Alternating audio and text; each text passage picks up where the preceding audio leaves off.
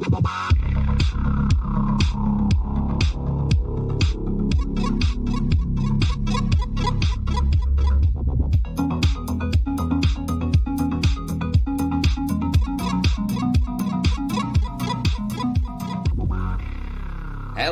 and welcome to the Unlucky Frog Gaming Podcast. You are joined by your two usual hosts here. We've got Mr. Tom Mallory. Hello. And myself, Josh Hartley, although we were having a chuckle before.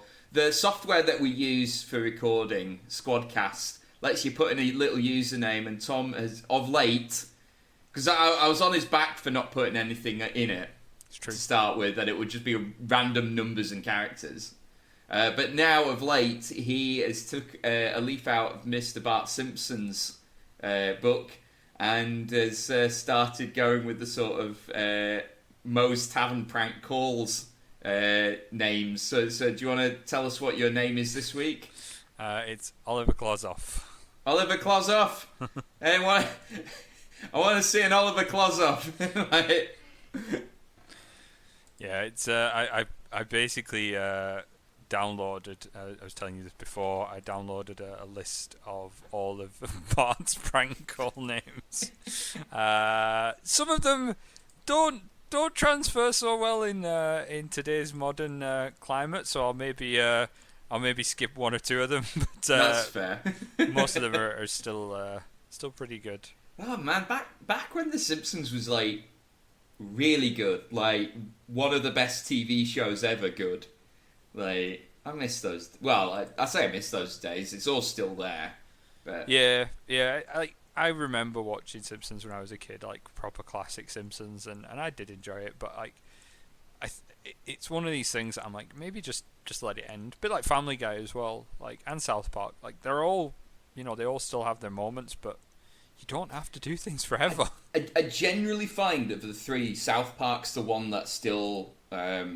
It's still going pretty strong, I think. Like, but they're very different to The Simpsons and Family Guy in that South Park to me is almost like the TV equivalent of like political cartoons that you see in newspapers. Whereas The Simpsons and Family Guy riff a lot on pop culture, and pop culture changes a lot. Yeah. So like your pop culture from like your 90s and noughties will become irrelevant eventually. I actually think, we're no longer a board game podcast at this stage. I actually think Family Guy's aged really badly. I've watched a couple of episodes of it not so long ago, and I just didn't find it that funny at all. Yeah, it's like there are these things that they're kind of constructs of their time, and like if you go back and watch them, it's a bit like when Friends got added to Netflix. And like a lot of people went back and they were like, I don't understand why this is funny. Like, and it was trying to explain to people like it was funny because it set the things that are now commonplace jokes and memes. It set some of those trends in motion. Yeah. So you are sort of exposed now to the evolution of the things that kind of, and that's not to say that Friends introduced comedy, but there were certain tropes and aspects that it made mainstream and it made commonplace. But I think Family Guy and Simpsons and to a lesser degree South Park, it's a similar kind of thing where, and especially with Simpsons and Family Guy, because they tied so heavily into popular culture, if you weren't exposed to that culture, or even if like going back to it, it's kind of almost a forgotten era, it just doesn't resonate as well. Like I sometimes find that when I watch stuff and they reference like politicians and things like that like I can barely. I remember they were a thing, but I can't remember why they were a thing anymore. And they're making a joke, and I'm like, what did that person do? And if you have to go and Google a joke, it's probably not going to land. Yeah, exactly. I remember The Simpsons making a lot of fun of Al Gore, who is obviously still active. He's still around, but nowhere near as much as when he was, running for presidency. And he will eventually disappear into obscurity. But Seinfeld's like that. I've been I say rewatching. I didn't really watch it the first time around, so I've been watching Seinfeld on Netflix, and they do riffs on, and it's only because I've seen the films. Like, there's an episode they did recently that riffs a lot on the film JFK, and obviously, like, that was a film released in the early 90s that I bet, like, not that many people have seen, but it was very popular at the time that episode was coming out. So, although I find Seinfeld has aged pretty well. It's I'm really enjoying it. Funnily enough, I watched Seinfeld again. I watched it on Amazon Prime a few years back, and I actually rewatched it when it came on Netflix. And I think the thing with Seinfeld is, although they do use some popular culture influences, like the one you referenced there, a lot of their comedy is very much based around the characters. It's character driven. And their interactions with each other, and that's the same for like Friends to a degree, and a few other shows, that it's based on their comedy. That's the thing, like Family Guy and to a Simpsons to a degree, the comedy isn't necessarily based on the characters' interactions with each other. You drain that well very quickly. And you know, when they've been going on like 30 plus seasons and that, like you're gonna run out of material. But Seinfeld, because it's a bit shorter, you know, I think it's like 8 or 9 seasons, they kind of make a lot of that. And the one thing I really liked about Seinfeld, actually, when I rewatched it, and I didn't notice it until I rewatched it, is that there's a lot of references to past episodes, and they're not overharped, they're just dropped in. It's like, yeah, you know, it's just like that time I did this, and like they don't do the Family Guy like cut away. But if you've seen it and you remember it, you're like, oh yeah, that does make sense. Yeah, it's just happened in one episode that I've just the reference the time that Kramer came up with the idea of a cologne that smells like you've been to the beach. and like 2 seasons later they call back to it, which is great. Yeah, I like callbacks like that. You know, where they don't focus on it too much. It's just a throwaway, because it builds the sort of the realisticness of the show, I suppose, that, you know, these things, because you would do that. You know, friends joke about things that, you know, remember that time you fell out your bedroom window, or, you know, you did something else. You know, you call back to things people have done, whereas in some shows, like, they don't do that. Or the Family Guy classic is that they cut away to something that has never been previously mentioned and is completely ridiculous. You know, it's like, Peter, remember the time I got into a betting duel with the Colonel of KFC or something? You know, it's just random crap that they call back to, that then they show a weird sight gag on.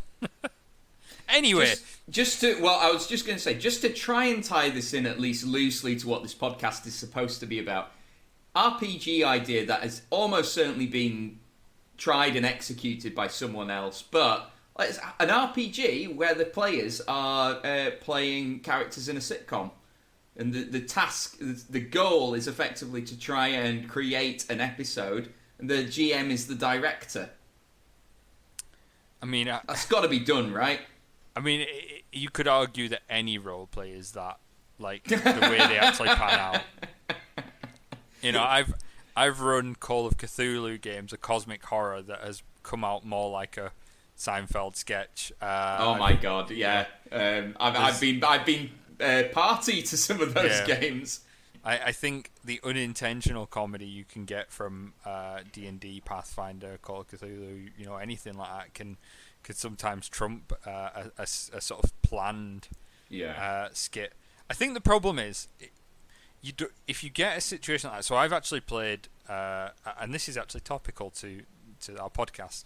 Years and years ago, I went to a convention, and it was you basically went in, you chose a category of games, and you got put into it. It's the Student Nationals, so it's all the role-playing clubs from all the universities all come together in this big sort of event and have a long weekend of gaming, and you'll basically get put into, like, you pick a category and you just get slung into that category in a group with a bunch of people. You don't know the session you're going to play. You don't know the character you're going to play. You know, it's all vague. You just know you'll be playing, like, D&D or horror or, like, Wild West or something like that. And it was my first time going, and I chose superheroes because I love superheroes. So I went down and sat down to play this game, and I can't remember the system, but the guy said, this is my game. Basically pitched as the premise. We were like the B team of superheroes. So if you've seen like Mystery Men, this is a bit of a callback to a film. There's basically sort of this ace superhero lineup. You know, your Justice League, your Avengers, whatever, that were led by this sort of Superman stand-in, and they'd all gone missing. And so the government or whoever had to call up like the next string of heroes, which was our group, and we got given characters to play, and it was pitched as a comedy game. So it was basically themed as a Mystery Man game, and it was cringy as hell because everybody was trying to be funny, like to like not letting it happen organically. They were like really pushing like jokes and stuff, and I find that you can't force comedy, especially if you're not a professional comedian or writer or something like that. And I include myself in this, very much so. And it was just the cringiest game, like, to play through as people are trying to make jokes. It was like a really badly written episode of Looney Tunes. Is probably like the closest example if I can give to it. So Tiny Toons. I liked Tiny Toons. Like, admittedly, I liked Tiny Toons as a kid, but I did like Tiny Toons. But it was bad. It was like real bad. And that would be my concern with that. You cannot force a comedic situation. Like, it needs to happen organically. I suppose it's the classic example of someone playing like a character with high charisma, but like not being able to. And it's I'm not besmirching like everyone who does this, but like, you know, if you're playing someone with charisma 20. You're unlikely to be a person who possesses charisma 20 in real life. So it's that cutaway where the GM just goes, and what do you say to persuade this person now that you've rolled that successfully? And it's kind of like, So that's it. Sorry, you've taken me onto another topic, but it's an interesting point that I've discussed with people before. It's one that I've had come a lot because I've had someone say to me like, I want to make a persuasion check, right? I want to convince the guard to let us into the castle, right? And they'll go, oh, but my character's charisma 20, so I don't know how to roleplay a charisma 20 character, so I just want to roll, and that kind of pees me off, because on the one hand, you are playing a character, and you know you are not charisma 20 if you know such a thing existed, and I get that you cannot. Much like I would not ask a wizard to actually tell me the functionality of how a spell works, you cannot give me an off-the-cuff, you know, truly inspiring speech that is going to move me, Tom, as a person to do this. But you can make an attempt to do it. And I think, like, you need to be realistic with what you are playing. Don't play a really intelligent character if you aren't willing to make a little bit of effort in... be it learning the world, learning, you know, the basic mechanics of how like spells work, so that when your character is called upon to explain that stuff, you can do so in a vaguely intelligent manner. It doesn't need to be, you know, genius level IQ explanations, but just so it edges towards that. It's like, you know, if someone plays the stupid barbarian, and I've seen the reverse of this, they're like, oh, I'm a barbarian, I've got intelligence 3. And then they'll, like, because the person playing them is actually quite smart, they'll be like, oh, I know how to solve this issue. I can solve that riddle. And I'm like, you can. You can, yeah. Can your Intelligence 3 barbarian solve it? Intelligence 3, that's a bold choice. It's doable. I've seen it. I've seen Intelligence 3 in pretty much every stat, and it never ends well. So yeah, that's a slight tangent, as we are wont to do. Tangent of a tangent of a tangent. Of a tangent, yeah. We've not even got to the main subject matter. Yeah. But yeah, that's just my little take on that, because it is a bit of a bugbear, man. Play in your lane. Like, I always think you can have kind of like an area that you're strong in, and you can sort of branch out, and you should branch out from it, but don't branch out too far. Like, don't go to a point that is just beyond what you are capable of. If you're a very shy, retiring person and you want to play a charismatic character, play someone who is, like, very attractive and has a lot of magnetism, but maybe does it in few words. And make that very clear that that's what you're playing. Don't say, I'm charisma 20 and, you know, he's a wordsmith. No, and not complete play chatterbox. anybody who is a wordsmith. So You've got to kind of know your extent. And if you look at stuff like Critical Role and things like that, that's what they do. They will pull on accents that they can already do, or accents that they know are within their range for their characters, because they know that they can put that onto the character. If they're playing like different things, like be it different sexualities or genders or things like that as well, they will get as much information to support that. It's like an actor taking on a role. You learn about the role you're taking on. So yeah, there you go. That's my little tirade. your little TED talk. Yeah, I should do a TED talk. Well, you did. You effectively did a TED talk at Tabletop Scotland in 2019. That's true. Will happen again at some point next year. I am very, very wisdomous when it comes to D&D and roleplay. It's like my one strength. I really need to find a way to monetize it. Mastermind? Go on Mastermind. Oh my have god! Your specialist subject be Dungeons and Dragons. That'd be the worst, man. Though, because it'd hit you with like the most obscure rules. It'd be like, if a character has a strength of 23 and is carrying 6 pots and pans, how many pounds of weight can they still carry? And you're like, the fuck? I don't know. I think the trick, right, to going on Mastermind and picking your specialist subject is to think of a subject that there's not an awful lot to know about. Think of something super obscure. And I mean, I'm not talking about the Two Ronnies sketch where his specialist subject was questions to which the answer is 2.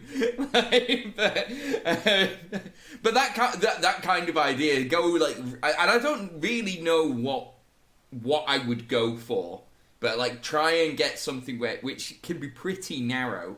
Yeah. And obviously that you know a lot about or can research a lot about. I think the problem is with a lot. We're getting tangential again here. With a lot of like culture and media and stuff, especially now because it's span out so much. You know, like 20 years ago, you could take something like Coronation Street, and then at least you'd only have the catalogue of Coronation Street to that point. But now you've got another like 20 years on it. The same with like Marvel Comics. The same with like horror films, or you know, you need to pick something that's kind of not changed.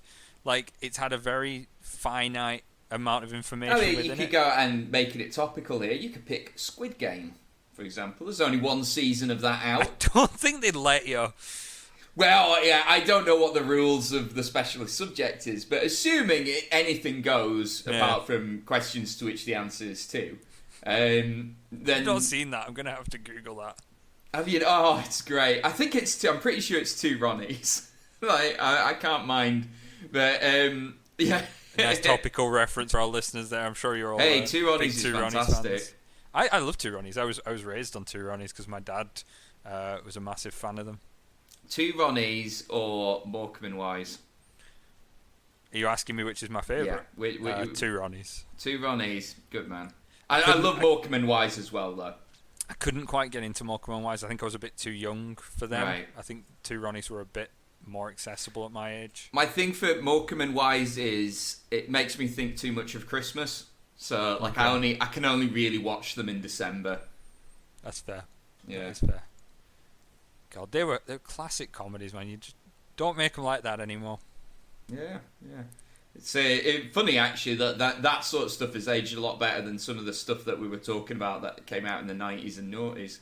Bringing it all back around. Like a professional. That was very much aimed at being family friendly, though, wasn't it? It was that era true. of comedy that was like, you know, they'd go like to Blackpool and perform on like the Stand and stuff like that. Like, that was that era of British comedy where, like, with the exceptions, a lot Bernard of Manning. Yeah, they were designed to be family friendly. My dad's met a lot of those era of comedians because that was when he worked at the BBC. Les Dawson's one of my favourites from that time period. Yeah. But yeah, I think some of his jokes might have aged quite poorly. It's one of the few topics of conversation that me and my dad do have, is that I'll always ask him about different celebrities that he met back in the day. It's like, did you meet him? Did you meet him? Did you meet Jimmy Savile? You know, like, what age were you when you met Jimmy Savile? Oh no! Yeah, it's well, my dad worked at the BBC when he was a kid, so yeah. I mind you saying it's a fair point. Anyway, so for today's episode, 19 minutes and 25 seconds in, what we're actually going to talk about. We had a plan. Like, we came into this episode with a plan. We said this is what we're going to talk about, and then this is great though. This is the content that people tune in for. Sure, this is what you're here for, right? You don't care about board games. So what we're actually going to talk about is complexity in games. Yes. Specifically in the examples we're going to use, we are going to talk about role-playing games, but I think it will relate to... It transfers to any element of tabletop gaming, right? And one of the big differences between like tabletop gaming and video gaming is you don't have to learn all the rules for a video game. You don't have to be able to program a video game to play. Yeah, exactly. I mean, I suppose you could probably play like a first-person shooter mechanically by rolling probably literally millions of dice, but no. No, we're not doing that. So it's a barrier to entry, effectively, for playing certain games. So we'll start by talking about the sort of recent experience that we've had that kind of got our minds thinking along these lines, and this has been the long-running Pathfinder campaign that Tom has been running. I'm a part of it amongst some of our other friends. We had a scenario this week. We were basically it was that almost the entire session was 2 combats. We were facing off against some shadows, and it was a named villain, the Knight of the. It was the Dead Queen's Protector, and it was a Nightwalker, which is a type of Nightshade. Yeah. But it was a mythic. I'd also boosted it to be a mythic creature as well. Yeah, that combat stressed me out. I mean, I threw some haymakers at it, but it threw some haymakers back at me as well. Yeah, we very much had a sort of kaiju battle almost in the amount of damage that was getting chucked out. Like, you hit it, took pretty much half its hit points in one swing. It hit you back in 2 hits, took most of your hit points, and then I think you hit it twice and took it down. I was down to 37 health. Yeah. And bearing in mind my total, like when my barbarian is raging, is 226. So that is like the closest to death that I've came so far. So I think to give a bit of context for people, just so you kind of know where we're coming from with this, the party in this game are about level 14, 15, which is I would say the end game tier. You kind of have, in my mind, you have sort of level 1 to 6, which is your kind of fledgling adventurers.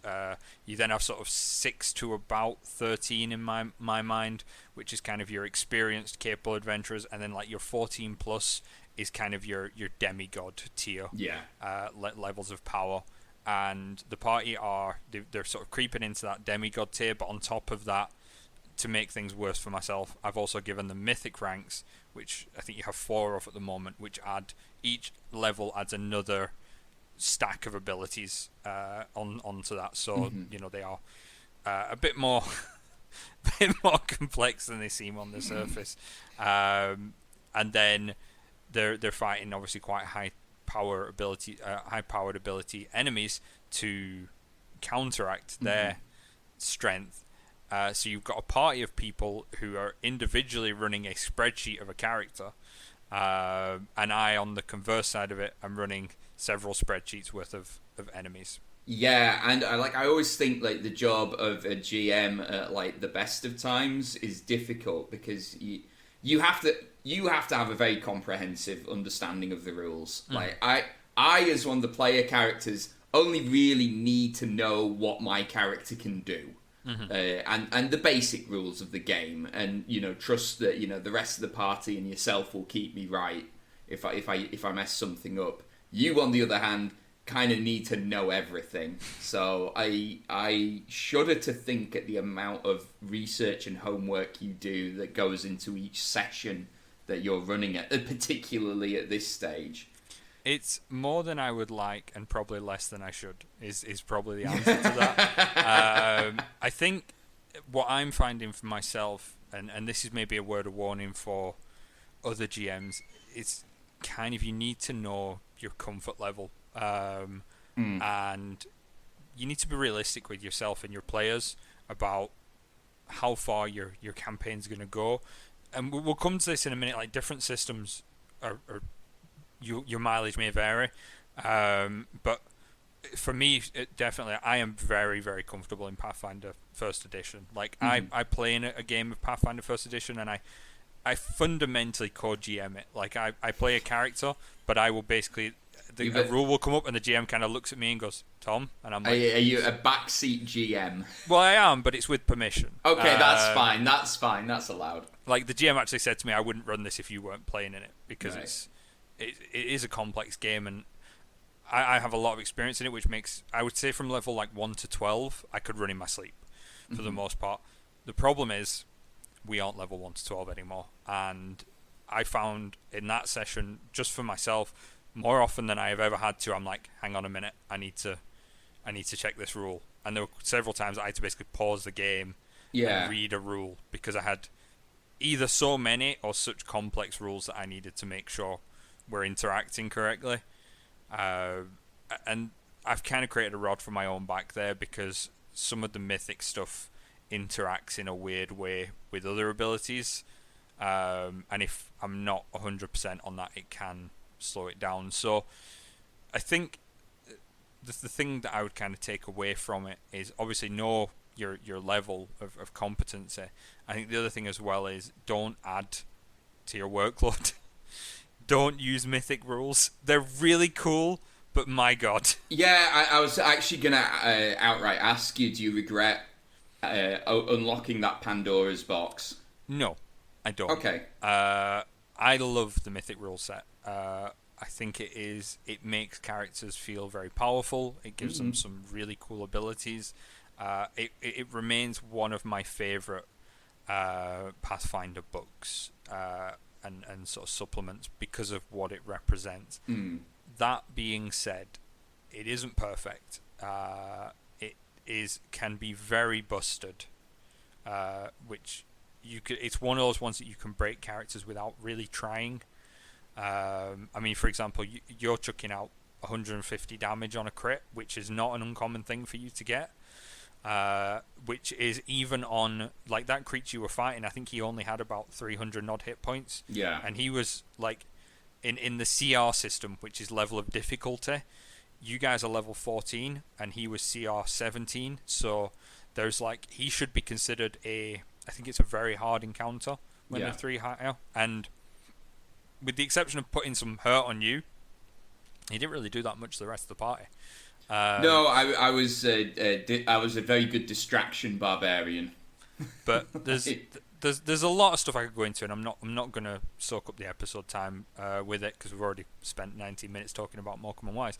But you kind of need to know how comfortable you're going to be, and put yourself in the best position. And I think you guys as players are doing really, really well. And I think the fact that even if you haven't necessarily played these characters all the way, you have played Mythic all the way. You've gone from 1 and you've sort of slowly built up. So even if you're newer to the characters, you still have an understanding of how Mythic works and what you need to know, which certainly helps inform anything you do.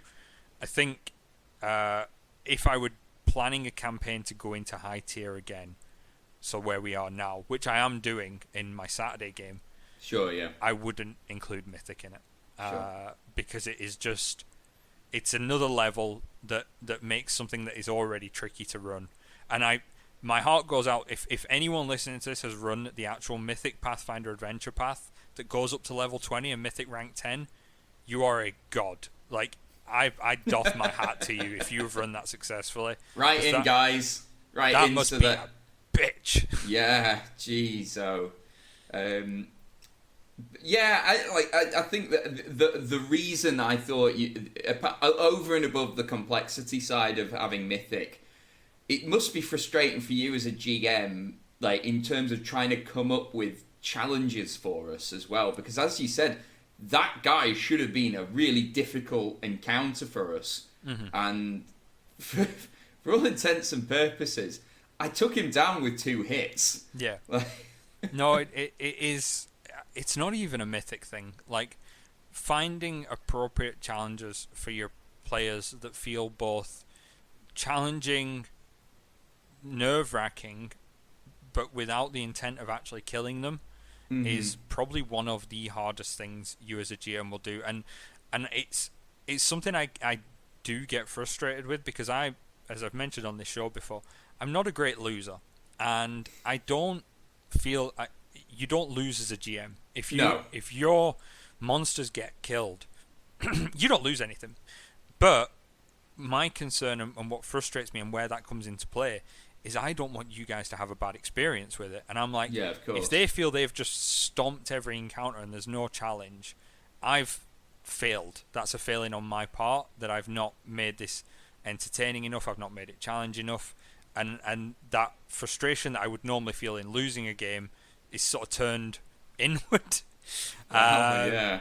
Not to get like, woe is me, but it can get quite frustrating. Like another example is my other Pathfinder game that I run on Saturday nights has a very high AC tank in it, the Cavalier, and I cannot hit him for toffee. And this is a combination of my very bad dice rolls, which I've had since I was born at this point, I think. We've covered this in previous episodes as well. And so, yes. His high AC, and again, it impacts the encounter challenge for them, and then I come away thinking that's not been a very satisfying encounter for them, because there's been no threat, and you need the threat to have the excitement, which can be very frustrating as a GM, and I'm sure other GMs will know this as well. The converse of all of this, though, and one of the things we mentioned about it, is other systems. So conversely, we both play in 5th edition games. Yeah. Now, 5th edition is in many ways simpler, not even many ways, in almost every way, is simpler than Pathfinder as a system. And sometimes I would say that is to its detriment, but for the most part it is beneficial, and I think that's why 5th edition has been so widely accepted, because it is very accessible. It's the fun is still there without getting bogged down in the crunch, as it's called, the details, which is really, really positive. And to sort of parallel this, I played in a 20th level D&D adventure on Sunday night. The highest level you can go in that system. Yeah. As a one shot, so that is sort of comparable to level 20 in Pathfinder, at least in power level. And I was playing a character that I actually played originally in Dungeons and Dragons 3rd edition. Yeah. I got him up to like level 17, and then I think we did some like one shots and things, and now he's level 20, and the GM said let's do it in 5th edition. So we remade the characters. So this is a character I've never played in 5th edition. It is a class I've played before. It was a cleric at least, but nothing up to like this level. So you've got your first session with a level 20 character. Now I will put money that most people could not do that in Pathfinder. It would be a nightmare. Yeah, I certainly. I'm not a good example, because I'm not a particularly crunchy kind of guy. That's a weird sentence. You know what I mean, though. Like, I'm not a detail-oriented player. Like, I don't. The one time I went for like I wouldn't even say it's the most complex class to play either, the Psyker in Pathfinder, but it's a notch up from what I usually play, and generally speaking, I didn't enjoy it as much. But I certainly couldn't just jump into level 20 on Pathfinder. I'd feel a lot more confident doing it on 5th ed. Yeah, and this was the thing. I was playing a caster, so as a cleric, you've got some melee ability, you've got some spell ability, and you've got obviously your class abilities. And I was a bit worried when I was making it, and I won't lie, the character did take me a while to make. It probably took me a couple of hours to get it all made up properly. But once I was actually playing it, and we played for about 7 hours, because we did kind of an all-day thing for the guy's birthday, it was fairly easy. Like, I had maybe 5 abilities that I had to just kind of keep in my head. A couple of spells that, I knew I was going to come on to, and then I could just look up the others as and when they came up. But compared to like playing a similar sort of level character in, even a lower level character in Pathfinder, because I mean I played a wizard up to like level 14 in Pathfinder, and I have a book to run that character from. Like, he has a literal tome that he plays from to keep track of everything. It's just it's a very much a shift, and it did kind of open my eyes a little bit. Not that it wasn't something I was already aware of, but just to how different D&D is, because you don't have the horrendous number creep. Yeah. At level 14 in Pathfinder, you guys are throwing out like plus 20, plus 30, these really big numbers, and your ACs are similar. In D&D, my cleric was throwing out like plus 12, maybe, tops. That's really good in D&D 5th. Yeah. And, he was like, his AC was in like the mid-20s, and that was fairly capped as well. So it was very, very eye-opening in that regard. And yeah, maybe the character wasn't as robust and unique as they could be in Pathfinder, but you can do a lot of that in the roleplay and in the characterization. Sure.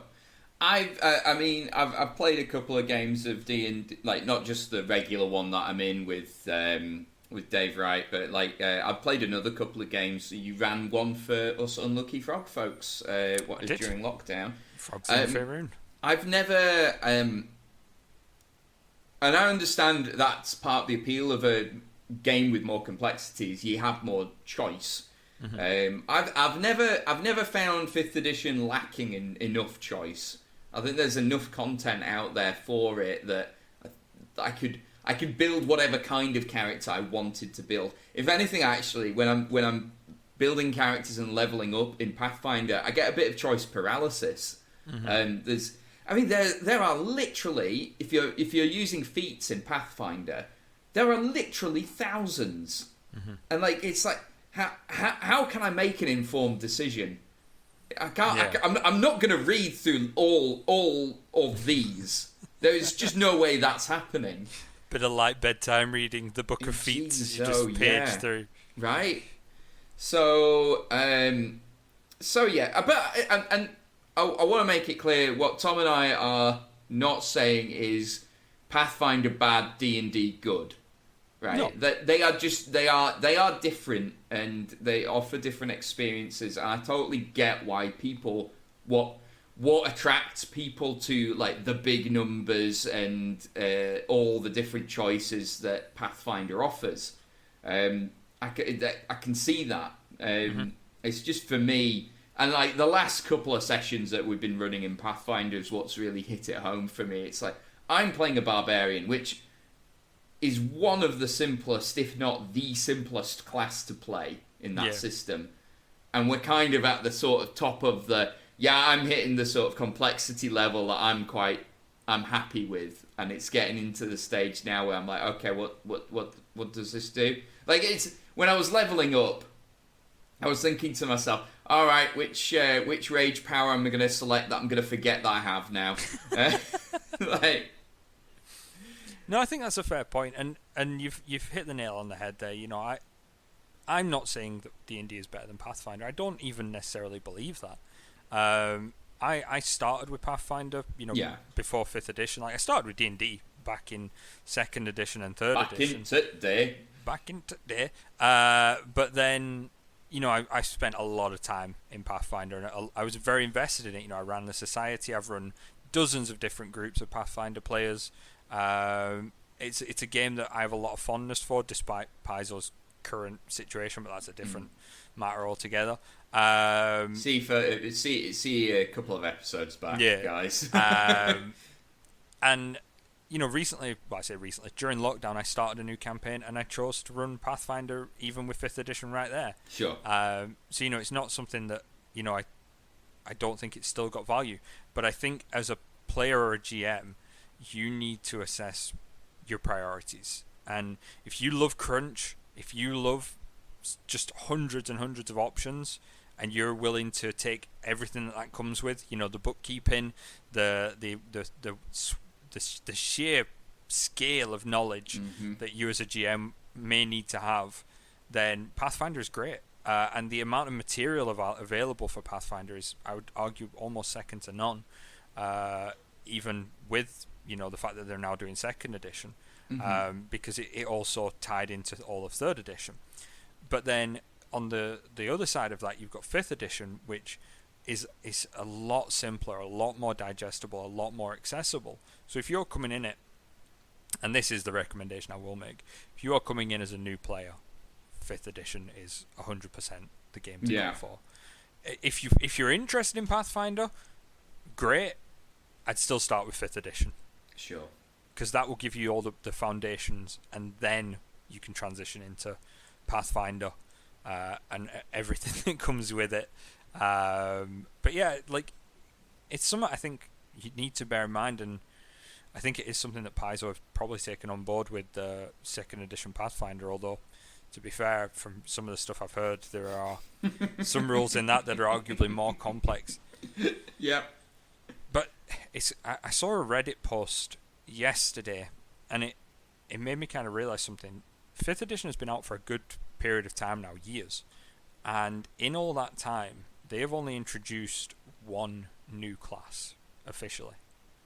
And that is the Artificer. In the same period of time, Pathfinder had introduced about 20. Jeez, oh. So that kind of gives you, and I may be embellishing a bit there, but that gives you an idea. And here's the thing, of all those classes that Pathfinder introduced, how many are like more or less the same? Like, well, most of them are hybrid classes. So all they've done is bash two together and taken some bits out to make them, give them a different name and a slightly different flavour, and some usually broken abilities, and called it a day. The Swashbuckler is Tom rolled his eyes. Tom rolled his eyes when I said that. Because the Swashbuckler is something you keep seeing in D&D and Pathfinder, and it's people trying to fix fighter. And in my mind, it doesn't need fixing. It is not fighter the best should class. Be a bit flawed. Yeah. The thing is, like, a lot of people just think fighter's a bit boring. And at the higher levels, it does taper out a bit, and it does. But it also gets to be really strong for a really long time. It's like particularly in the early levels, fighter is a pretty strong class to play, right? Well, it's the classic, you go into a dungeon, right? You take your fighter, your rogue, your cleric, and your wizard in Pathfinder. You get halfway around that dungeon, if that, and the cleric and the wizard are like, I'm out of spells, boys. I'm done for the day. That's me. And the fighter's just like, I could do this all day. Steve Rogers. Yep. I can do this all day. It's like, what's wrong with you guys? Let's go. Like, I'm good. And that's the thing. The fighter never stops going, and the others do. And that's something you've got to kind of balance. Yes, admittedly, at the higher levels, your wizard's literally like shaping the universe, and the guy's like, I've got a sword. And fair play. There is a bit of a balance thing there, but I always kind of figured that was by design. Yeah. Like each class should offer a very different experience to each player, and it should have its pros and cons. Like barbarians, a similar thing. Like, albeit, I kind of just think barbarians are better but more narrow fighters. Like, fighters can do a little bit of the other stuff. If you're rolling skill checks as a barbarian, you're kind of doing it wrong. Like, the barbarian in Pathfinder, the thing they got right was they kept the high damage output, which was always the barbarian's strength, but they added in things like your totems and your rage powers that give you a little something else. Yeah. Whereas the fighter doesn't really get as much of that. They get a little bit with some of their styles and things like that, but in general, they're still a bit meh. But I like fighters. I played a fighter in Pathfinder, and I adored the character. Like, I thought it was super cool. I wouldn't mind having a crack at one next, actually, because I've never done fighter. So, but anyway, the point I'm making is that, like, each class should be different. Each class should have pros and cons, and maybe that you hit those pros and cons at different level thresholds, and that's how you get like a different experience each time. Yeah, definitely, 100%. So you shouldn't try and fix fighter. They're beautiful as they are. This beautiful flawed butterfly. You leave him be. Right, yeah. Well, we've witted on for like 45 minutes now. Shall we draw this episode to a close? Yeah, let's do that. We promise we'll talk about board games next time. We promise nothing. I promise nothing. Anyway, and on that note, thank you very much for listening, guys, and until next time, take care. Bye. Bye.